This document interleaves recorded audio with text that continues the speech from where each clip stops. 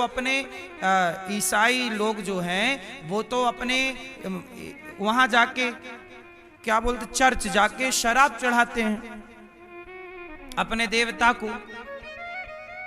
वो तो अपने देवता को क्या चढ़ाते हैं, शराब। हम अपने देवता को दूध चढ़ाते हैं। हम अपने देवता को, हम अपने शंकर जी को बोलो दूध चढ़ाते हैं, दही चढ़ाते हैं, और वो लोग अपने देवता को शराब चढ़ाते हैं, वाइन चढ़ाते हैं। अब आप कहो जी वो चढ़ाते हैं तो हम भी चढ़ाएं? नहीं, शंकर जी को शराब नहीं चढ़ा सकते आप। दूध चढ़ा सकते हैं, दही चढ़ा सकते हैं, पानी चढ़ा सकते हैं, गन्ने का रस चढ़ा सकते हैं, आप शराब नहीं चढ़ा सकते। आप कहो कि वो लोग तो चढ़ाते, नहीं साहब, उनकी समसर आप क्यों करते हैं? उनके जैसा आपको क्यों बनना है? आप अपने जैसे ही बने रहो ना। क्यों मैया? गलत लो। अब आपका बेटा अनिरुद्धाचार्य है, मैं कृष्ण का एक रास्ता, कंस का। आप चलिए जिस पे चलना है, चलिए, परिणाम बाद में आएगा। बोलो हाँ। इसलिए कहता हूं, बिना विचारे जो करें सो पाछे पछताएं, काम बिगाड़ें आपनो जग में होत हंसाएं। इसलिए भैया दुनिया क्या कर रही है ये मत कहा करो कि वो क्या कर रहे हैं, उन्हें करने दो। आप धर्म के रास्ते पर चलिए, आप सही रहिए। आप गलत इसलिए ना हो जाइए कि वो गलत है। दुर्योधन गलत था तो क्या कृष्ण भी गलत हो जाएं? क्योंकि दुर्योधन गलत है। रावण गलत था तो क्या राम भी गलत हो जाएं? इसलिए कि नहीं जी रावण गलत है। रावण गलत है तो राम सही है। कोई गलत है, तुम शराब पी रहे हो, पियो, हम नहीं पी रहे। अब शराब पीने वाला ना फायदे गिनाने लगता है। यार देखो अमेरिका के लोग पी रहे हैं, जापान के लोग पी रहे हैं, जर्मनी के लोग पी रहे हैं, फ्रांस के लोग पी रहे हैं, हाँ तो हम क्यों ना पिए? पियो भाई साहब, पियो, नहाओ, टंकी में भरवा लो, हम क्या दिक्कत?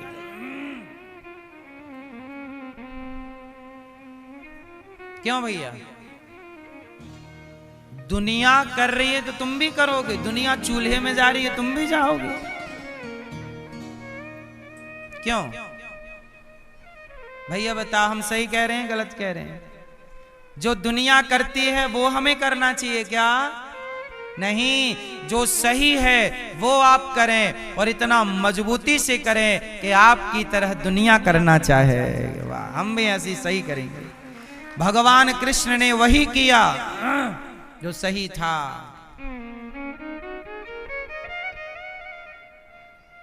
माना कि कृष्ण को हराने के लिए, अर्जुन को हराने के लिए पूरी कायनात लग गई, लेकिन याद रखना जीत हमेशा धर्म की होगी। ये धरती अधर्म पर नहीं टिकी भैया। माना कि 100 में से 99 बेईमान, पर जो एक है उस एक के बल पर यह धरा टिकी हुई है। इसलिए कहता हूं कि 99 की लाइन में ना खड़े हो जाना, उस एक की तरह बनना चाहिए जिस एक के बल पर यह धरा टिकी हुई है।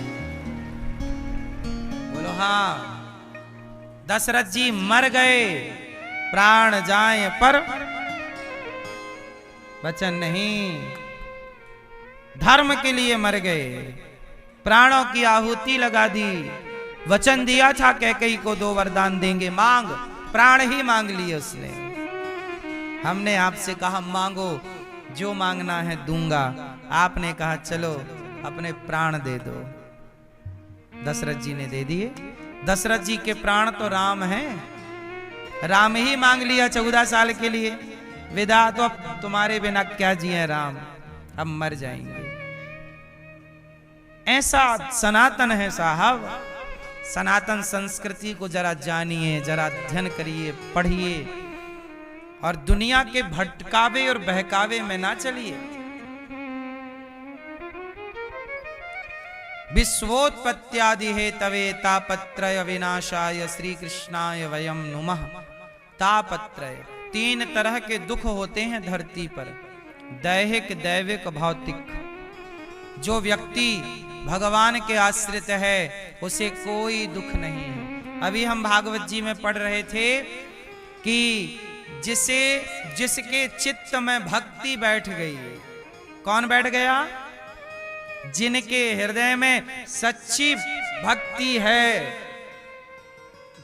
ना तो उन्हें भूत, ना तो उन्हें प्रेत, ना तो उन्हें कोई आसुरी शक्ति, ना तो उन्हें कोई नेगेटिविटी, कोई परेशान नहीं कर सकता जिसके चित्त में भक्ति समाई है।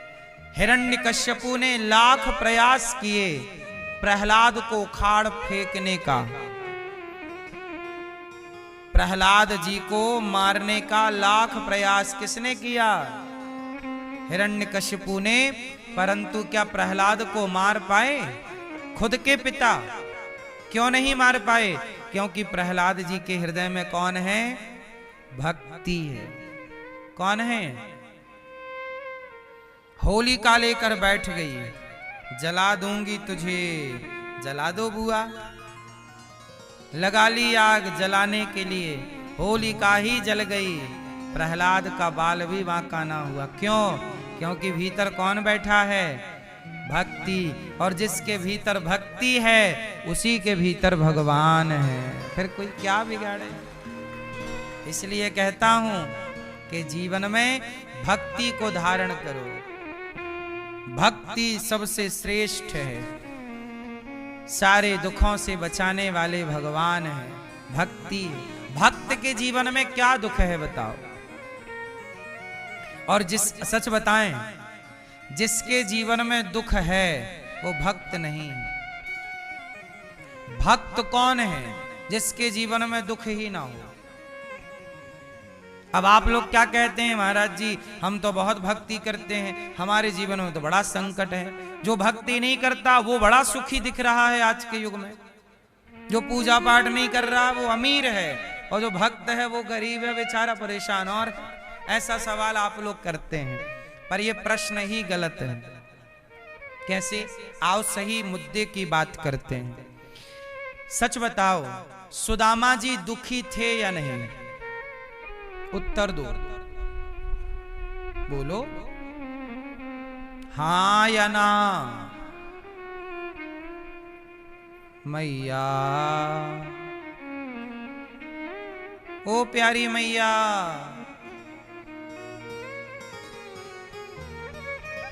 बोला करो आप भी, चुप ना रहा करो।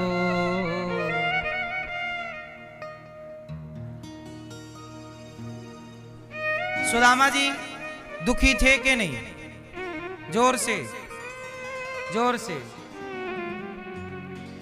बाहर से देखने में ऐसा लगता है कि सुदामा जी के पास रोटी नहीं है, रहने को झोपड़ी नहीं है, पहनने को कपड़े नहीं। ऐसा लगता है कि सुदामा जी दुखी हैं, क्योंकि व्यवहार में तो ऐसी रोटी नहीं है ना। रोटी, कपड़ा, मकान, यही तो नीड है सबकी। मूलभूत जरूरत क्या है? रोटी, कपड़ा। और ये तीनों चीज सुदामा के पास नहीं थी। ना सुदामा जी के पास शाम की रोटी थी पेट भर, ना कपड़ा था, और ना रहने को झोपड़ी थी, कुछ नहीं। अब व्यवहार में तो ये लगेगा सुदामा बहुत गरीब है, पर एक बात बताओ, गरीब कौन है? जरा गरीब को परिभाषित करो भैया, बताओ गरीब किसे कहते हैं?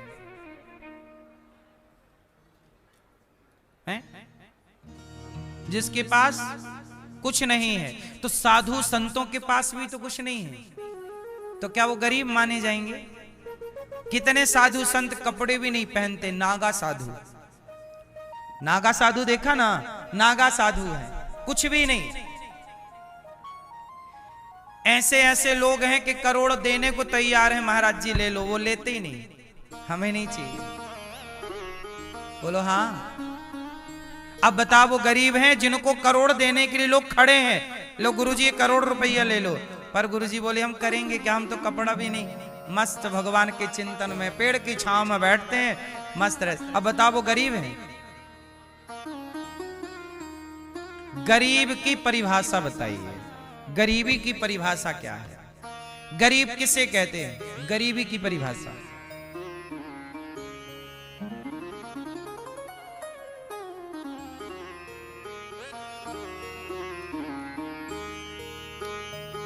मैया गरीब कौन? कौन गरीब मैया? गरीब किसे कहते हैं? ओ मैया कौन गरीब? हाँ, देने वाले किसी, देने वाले किसी को गरीबी न दे,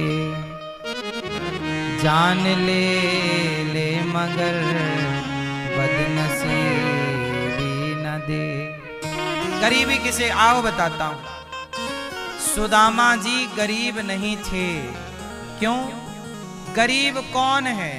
जिसको चाह है, जिसको इच्छा है, मेरे पास हो, काश मेरे पास भी होता।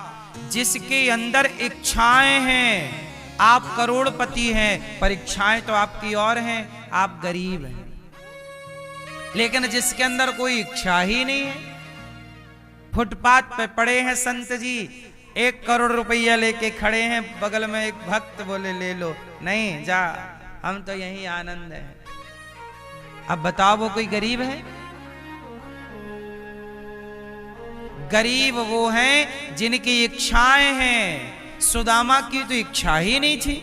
अब देख लो ना, सुशीला ने कहा जाओ श्याम सुंदर से कुछ मांग लाओ। सुदामा जी बोले मांगने मांगने मैं नहीं जाता। अरे दर्शन कराओ। तो खाली हाथ कैसे जाऊं? सुदामा श्री कृष्ण के यहां गए थे, लेने नहीं गए। सुदामा ने कभी नहीं कहा कृष्ण हमें दो। कहीं सुना किसी से आपने कि सुदामा ने कहा हो कि हमारे पास नहीं है कन्हैया, तुम तो इतने बड़े आदमी हो, थोड़ा सा हमें रोटी की व्यवस्था करा दो, एक झोपड़ी दे दो, एक घर दे दो? क्या मांगा सुदामा जी ने? मांगा? क्यों नहीं मांगा? नहीं, बल्कि 4 मुट्ठी चिवड़ा चावल दे दिए, लो आप खाओ। बोलो हाँ, गरीब हैं पर दे रहे हैं, लो आप खाओ। द्वारिकाधीश को दे रहे हैं, तुम लो। और मांगा क्या? कुछ नहीं। अब बताओ सुदामा गरीब हैं? इतना सुदामा जी इतने अमीर आदमी हैं कि जगत के पालनहार कृष्ण को दे रहे हैं, ये आप लो। बोलो हाँ, सच बताओ, पहले सुदामा ने दिया कि कृष्ण ने दिया? हाँ, सुदामा ने दिया, लो। फिर दिया भगवान ने, लो। इसका मतलब ये हुआ कि सुदामा कुछ चाह ही नहीं थी, इच्छा नहीं थी, वो तो दे दिया कृष्ण ने, मांगा छोड़ी था। इसलिए कहता हूं, अपनी इच्छाओं को समाप्त कर दो और इच्छाओं को शून्य करने के बाद जो मिल रहा है उसे ग्रहण करो, प्रसन्न रहो। आप सबसे अमीर हो जाएंगे उस दिन जिस दिन आपके भीतर की इच्छाएं समाप्त हो जाएंगी। फिर बिना गोली खाए नींद आने लग जाएगी, फिर बिना कुछ किए भूख लगने लग जाएगी। अभी भूख नहीं लगती आपको, ठीक से नींद नहीं आती, क्योंकि इच्छाएं बहुत है। और जबकि आपके सिर पे मौत नाच रही है। अब बोलो हाँ, बुढ़ापा आ रहा है ना आपका, आपके भी तो दिन कम होते जा रहे हैं। आज का सूर्यास्त होते ही आपकी जिंदगी का एक दिन और कम हो गया कि नहीं? इसलिए इच्छाएं समाप्त कर लीजिए।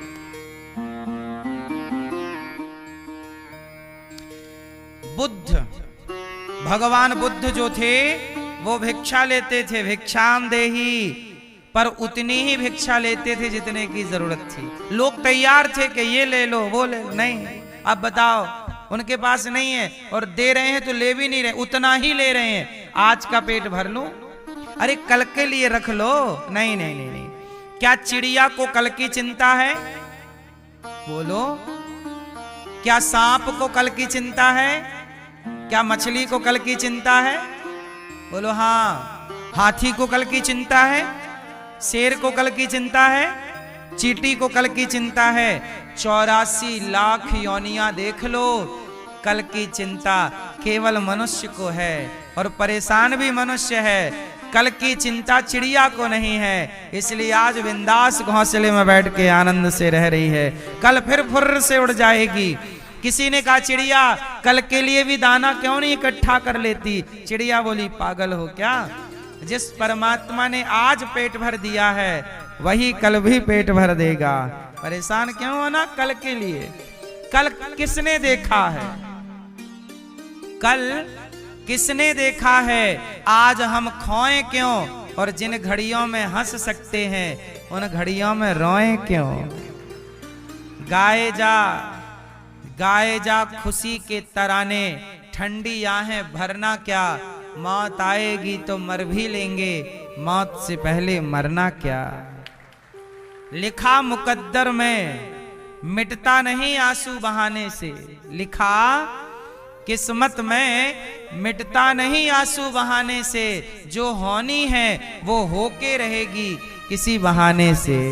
इसलिए आप कुछ कर नहीं सकते, इसलिए सदा प्रसन्न रहो, इच्छाओं पे कंट्रोल करो। जो मिल रहा है ईश्वर का प्रसाद मानकर ग्रहण करो। खुशी मिल रही है तो खुश रह लो, दुख मिल रहा है ईश्वर का कड़वा प्रसाद मान के रखो। परेशान ना हो, दुख में भी प्रसन्न रहो, वही जीवन है। दुख में भी हैप्पी रहो, क्योंकि आप परिस्थितियां बदल नहीं सकते। राम को 14 साल का वनवास मिला, अब आपको मिला होता तो आप तो बहुत रोते, बाप ने हमारा गलत कर दिया, राजा बनाने को बोला तो वनवास भेज दिया। लो अब आप तो बहुत फोन लगा ओ भैया सुनो, हाँ पिताजी का दिमाग खराब हो गया, देखो राजा बनाने का बोल रहे तो वनवास भेज दिया। आप तो तमाम कंप्लेंट कर देते अपने बाप के खिलाफ, पागल हो गया है, सठिया गया है। बोलो हाँ। आज का बेटा ऐसा करे कोई बाप के जा 14 साल के लिए, फिर बेटा तो मरवा दे बाप को, बुढ़ा। हाँ या ना? कितने बेटे, अभी नहीं लखनऊ में एक बेटे ने अपने बाप को पैक कर दिया ड्रम में। बाप ने केवल ये बोला बेटा डॉक्टर बनना है पढ़ लिख के। क्या बनना है? बाप चाहता था डॉक्टर बने मेरा बेटा, पढ़ाया लिखाया, बेटा पढ़ते ही नहीं, ज्यादा पढ़ाने का दिया तो मार डाला। हाँ या ना? फिर वो 14 साल का भेजते तो ये करते क्या? लेकिन धन्य है राम के 14 साल वनवास गए तो रोए नहीं, पिता को कोसा नहीं, अपने उस 14 साल को बेहतर से जिया। बोलो हाँ। राम जी समाज का आईना है, दर्पण है। राम जी ये कहना चाहते हैं कि समय कैसा भी निर्मित हो जाए, परिस्थिति सिचुएशन कैसी भी हो, पर उसे एंजॉय करो, आनंद से जी लो, काट लो वो समय, क्योंकि काटना तो है ही, तो रो के काटो या हंस के तो क्यों ना। राम के वह 14 साल ही इतिहास में दर्ज है, बाकी राम जी ने राज्य तो 13,000 साल किया। कितने साल? राम जी 13,000 वर्षों तक रहे, पर दुनिया याद केवल 14 साल करती है। आपके सुख के दिन कोई नहीं देखता, आपके संघर्षों के दिन दुनिया देखती है। संघर्षों में अपने मन को काबू रखना और संघर्षों में जरा सही निर्णय लेना, क्योंकि विषम परिस्थितियों में लोग डिसीजन गलत ले लेते हैं। जब आपके जीवन में दुख आता है, जब जीवन में संकट आता है, उसी समय आप लड़खड़ा जाते हैं और उसी समय आपको अपने आप को संभालना होता है। अच्छे दिनों में तो सब संभाल लेते हैं अपने को, अच्छे टाइम पे तो संभालने की जरूरत ही नहीं है। अच्छे वक्त में तो हम संभलाए हैं, संभालने की आवश्यकता तो मैया तब है ना जब समय बिगड़ जाए, परिस्थितियां विपरीत हों।